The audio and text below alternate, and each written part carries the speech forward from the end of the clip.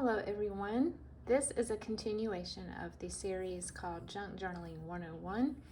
These are not expert things. These are just things that work for me and I was looking for answers to when I first got started junk journaling and wish that I had known at the beginning some ways that I could have saved money on some things. So I wanted to pass these ideas and tips and tricks on to you guys. So this video will be all about paper. And I know that paper is a highly, what's the word? I guess it can be a little bit of a divisive thing because so many people are very much like, I only use this brand and I only, I'm not so hard set on brands, or if the kind that I like is out, I'm okay buying another kind to substitute. But I know that there are people who are very, very, very, very dedicated to one type of paper for certain things. And I totally get that. I'm the same way about detergent and toothpaste, so there are certain brands that I'm like, oh, I'll go to 4 stores because I have to have this brand. So but with paper, I find that though there are a few things you do need to keep in mind, you have a lot of flexibility as far as your taste and your preferences, and also in regards to your budget. So that's just what I will say at the beginning. And as these other videos have also said, a little disclaimer is this is just my personal opinion. Don't take this as the only way that you have to go. Everybody's printer is different. Everybody's style is different. So these are just the things that work for me. Okay, first of all, for everyday, let me just say right now that we're mainly going to talk about printing. Because I think we all kind of already know that all of the other types of paper we use in our journals are things like book pages and sourced things like piano paper, parchment, vellum, and I will talk a little bit about vellum, but this video will mainly be about printers and the types of paper that you might want to check out for printing. So I will say that my printer I got it for my birthday last year. It is a Epson EcoTank 3710, and we did a ton of research on what kind to get. We found this was the most economical as far as printer refills go. And I actually ended up getting the next model up that higher than what I originally was hoping to get, because we could not find that model anywhere near us. So we ended up finding this one at Best Buy. We still had to drive 30 minutes to get it, but overall, I've been very, very, very pleased with it. There are little quirks, as with any printer, I'm sure, but overall, I've been very pleased. So for cheap printing, we homeschool, and so printing out homeschool worksheets, the kids print out their essays. I buy the cheapest of the cheap. I buy the copy paper that you can get at Walmart. I think it's $4.47 for a ream, something like that. So that's not what we're talking about in this video, but I just want you to know that I do keep a separate stack of cheap printer paper, and the kids and my husband also know now before they print anything to ask what paper is in the printer, because they have printed out essays on cardstock before. For most of my printing of medium weight journaling pages, this is the one that I like to use.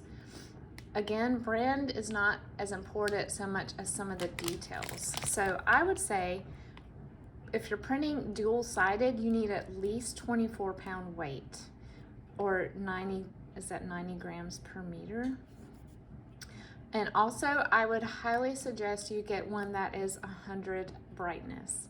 This just makes your reds redder, and it just makes all the colors look so much better if it prints on something that's really, really reflective, almost reflective underneath. You don't want anything that's sort of dingy, which some of the 80s and 90s papers can look once you print on them. But this is, I want to say this ream is like $11, but it honestly takes a long time for me to go through it, just because I'm, you know, I make sure I don't print, you know, invoices and stuff. That's another thing. With my Etsy store, I print my invoices and my packing slips on the cheap paper, as well as my mailing labels. I don't use this. So that's the Bright White 24. Again, any brand will do. Just make sure that it's 100 brightness and 24 pounds if you're planning on printing back and front.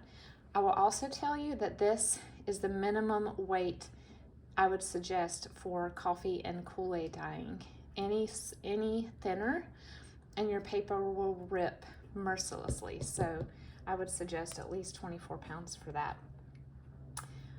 As far as cardstock goes, I use two kinds. This is the Walmart brand. Here it is. It's called Pen Plus Gear, or Pen and Gear. I honestly, this is 94 bright, so I probably could shop around and get a brighter cardstock. But I found that 110 pounds is the best weight for printing tags and journaling cards. And this cardstock at Walmart is not that pricey. I want to say it's $6.50 where I am. And so I use this on things that I may use as a card or a journaling card without anything else added to it to bolster it. I feel like it's sturdy enough for that. Also, if I'm printing small fussy cuts that I want to be very, you know, rigid and sturdy, I will print them on this cardstock. And another package, which I don't have the label for anymore because it came in a clear package and the label was thrown away, is a thinner cardstock. Sorry, my clock is, it always chimes right in the middle of my videos. I have a slightly thinner cardstock. I want to say it's 90-pound cardstock, and I use that when I am printing digitals onto cardstock that I will be folding and putting into a journal. So I found that this is just a little too thick and adds a little too much bulk as pages. But if you want some cardstock pages that you print patterned paper onto, or digital type papers for your pages in your journals, I would go with a little bit less weight. They're still sturdy enough that you feel like you can glue a pocket, a side pocket, a regular pocket or whatever, and you feel like you have a good base for adding, you know, ephemera and stuff, but it's not so thick that you feel like it just swells your journal up and turns it into a gator mouth much faster. So those are my recommendations for cardstock. On a related note, I also have some matte photo paper. This one is 45 pounds, which is weird because when I hold these sheets, I don't feel like it's half the weight as this 110-pound cardstock, but evidently it is. And I use this when I want to print photographs or extremely detailed or rich colored artwork or paintings, but I don't want them to be shiny. This one is a little bit more pricey. This only has 50 sheets in it, and I want to say it's around $10. So use this one sparingly, but if you do use it for things that are very detailed and you want them to look like, honestly, when you print some of the paintings onto this, it looks like you cut it out of a book. I mean, it's that great. For photographs, if I print a photograph, I want it to look like a photograph. So I will use glossy photo paper, which I don't have to show you because it's just a little plastic sleeve. And I don't spend a lot on that either. I think I just got the cheapest one Amazon had. But that's what I use to print photos that I want to look like old photos. And I'll use my decal edged scissors sometimes to cut around the edges and make them look like those, you know, the 50s decal edged photographs. So yeah, that's all I have to say about this one and the photo paper. Just get the cheapest that you can find, matte photo paper and or glossy, or both, depending on what you're looking for. Now, some people print all of their digitals, journaling cards, everything on matte photo paper, and that, I bet that looks incredible. I just can't afford to do that. But that is another route that you can go. Another type of paper that I invested in, and I sort of go back and forth of, should I have even bought this? I'm glad I did. I just wish I had not bought a ream of 500. So this is called presentation paper. It's thin and it's glossy on both sides. This is what you would get if when you get brochures, when you go, people hand you a brochure about something that's probably printed on this. About the only thing I use this for, though, honestly, is paper doll clothes. It has the same feel and the same weight as the paper doll clothes that you would fussy cut out, and then I will use the thick cardstock to print the dolls on. So if you like adding interactive elements to your journals like paper dolls, that's the best combo, is a thicker cardstock for the dolls and then the presentation paper for the clothes and shoes and other accessories. Now, let me show you this, and this will be different for every person because we all have different printers. Ignore the lines on these because I did this little test when I needed to calibrate and align my print heads. So there are some lines. But one of the things that I did to sort of try to test out both types of paper and printer settings is I tried to print the combos, all the combos possible for both what type of paper I used and what setting I chose in my print profile, the little thing that pops up when you're about to print something. It lets you choose what type of quality you want, and with my printer I have to make sure that what I push on my computer matches what my printer is set to, or it will flag it and say, hey, these two settings don't match, which one do you want to use? But I printed these on Walmart cardstock, and this is a plain paper setting, normal quality, and that's how it came out. This is plain paper setting and best quality, so it uses a little more ink. The only difference I can tell is this may be a little more vivid. Then I switched to matte photo paper and normal quality, and then matte photo paper and best quality. And honestly, I don't know if this is the same for everyone. I found that when I print on the matte photo paper setting, a lot of times the images look more dull. See the difference? And I don't know if it's because it's spitting out so much ink that the paper is getting too saturated, and so the colors can't really land on the surface and be as true as they need to be.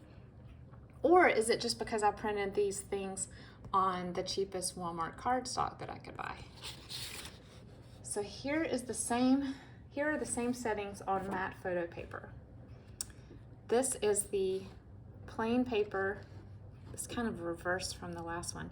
Plain paper, regular quality, and plain paper, best quality.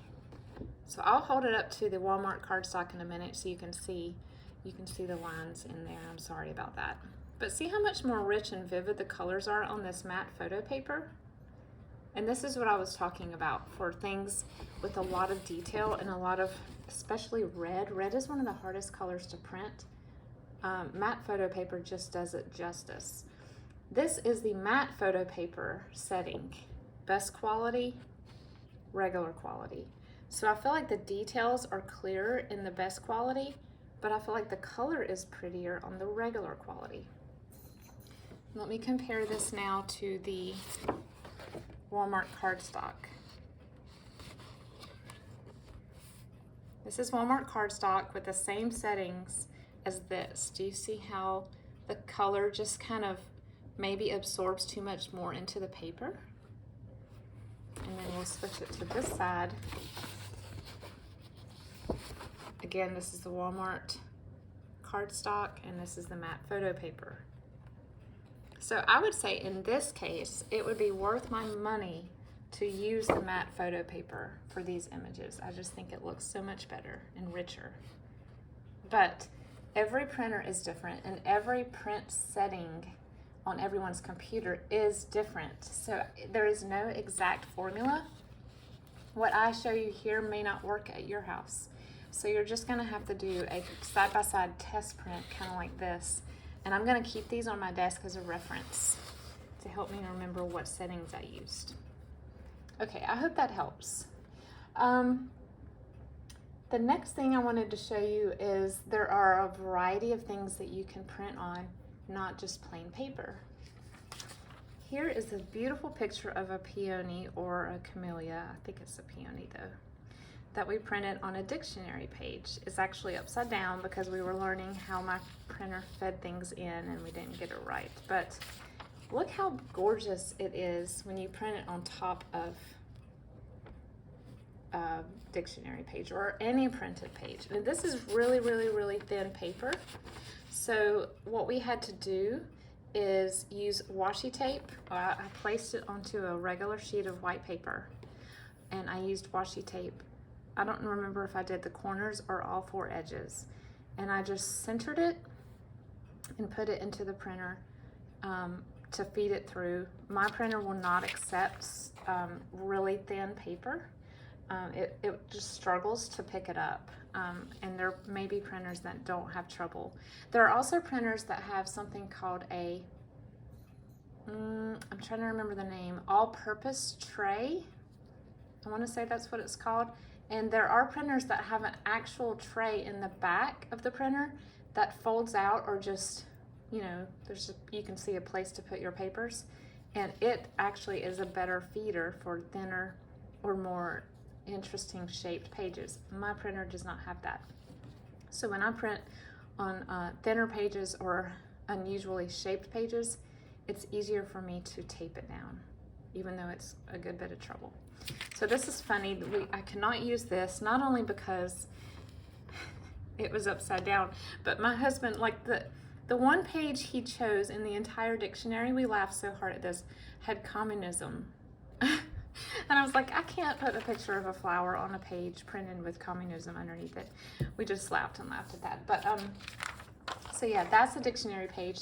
I don't have an example to show you, but you can also print on vellum. And with my printer, like others, many others, you also have to tape the vellum down and print on a regular sheet of paper and then peel it off. Unfortunately, my printer also likes to, when I put that washi tape on the sides, I guess it sort of grabs some of the ink as it pulls through, and as soon as it comes out, I've got black streaks on the side, so I'll keep a wet paper towel there and I'll try to dry those really quick and wipe it off. I almost always end up having to trim the vellum page. It's just what it is because I don't have a multi-purpose feeder tray. If your printer has that, you will have a lot less trouble and you won't have to deal with the washi tape. Okay, so another thing that I don't have an example of, but I will tell you, printing black and white images on colored copy paper and colored cardstock is really interesting. You should try it. So if you find some beautiful pen and ink digitals that you want to use, or even like handwriting digitals, those print so beautifully on colored paper, and it adds color to your journal without there being so much need for use of using color ink. So think about that. It can save your color ink if you print on colored paper.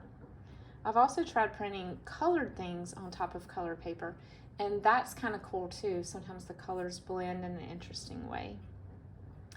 I also just recently learned when I made my Little Women journals that you can use ivory or ecru copy paper to print antique document type things on, and it automatically puts you a step or two ahead in your aging process. So you can still go back and ink the edges and make crease lines and ink those, but if it's printed already on an ivory page, I feel like it looks so much more authentic than printing an ivory colored document onto a white page.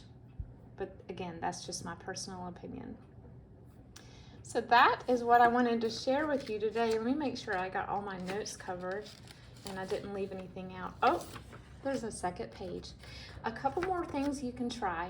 And I've seen other YouTubers do these with beauty and such style. I have not attempted it myself, but I would implore you to go check out their channels. And I'll try to link those channels below where I have seen this done. I know Lee Min at Lace Covered Skies prints a lot on fabric. I have not tried that with my printer. I'm a little intimidated too, but she does it beautifully. She will also print on tape, and she makes her own washi tape. So I would head to her channel to check out some of her interesting printing techniques. I know Cheryl Talifus, I guess I'm saying that right. She did a video recently where she printed on doilies. She taped doilies down, and then she printed wallpaper digitals on top of them, and they turned out so beautiful. I've seen other people print on player piano paper, and of course you can also print on resume paper or parchment paper, anything with a linen like resume paper. Sometimes the texture of those make the pages look so cool and almost don't look printed after they come out of the printer. I know that Lee Min at Lace Covered Skies has also printed on magazine pages. She'll take some of those somewhat boring classified ad pages out of Popular Mechanics from the 40s and 50s, and she'll print florals on top of those and then cut them up and use them, and it's so cool. Just another great way to use up your sort of boring pages.